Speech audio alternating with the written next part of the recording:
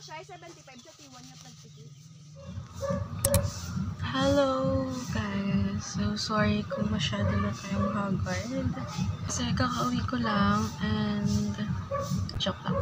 Hindi ko kakauwi. Kanina pa ako nakauwi. It's just I rested a little bit like for 1 hour. I'm still wearing my outside clothes and maliligo na ako. Kasi ang lagkit. Gusto ko lang sanang mag half bath. I feel so uncomfortable. Kaya maliligo na lang ako. See you later.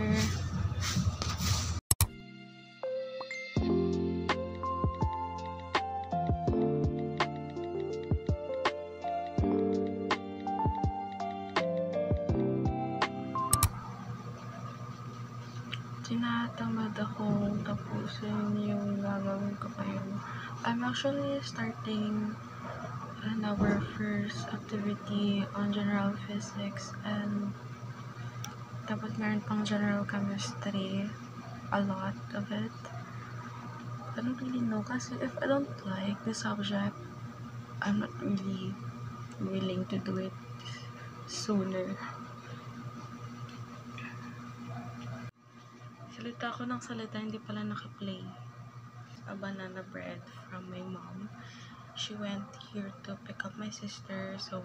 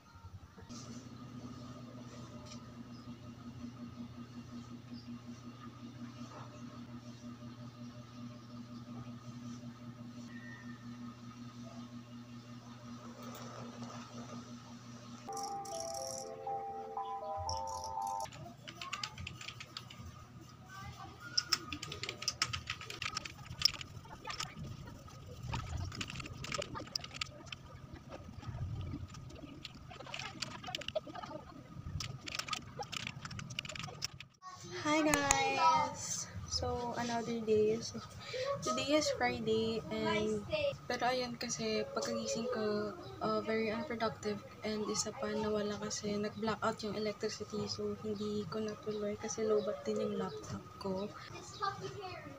And look at this cute sa kapatid ko siya and it's very cute. Akin headband. Look.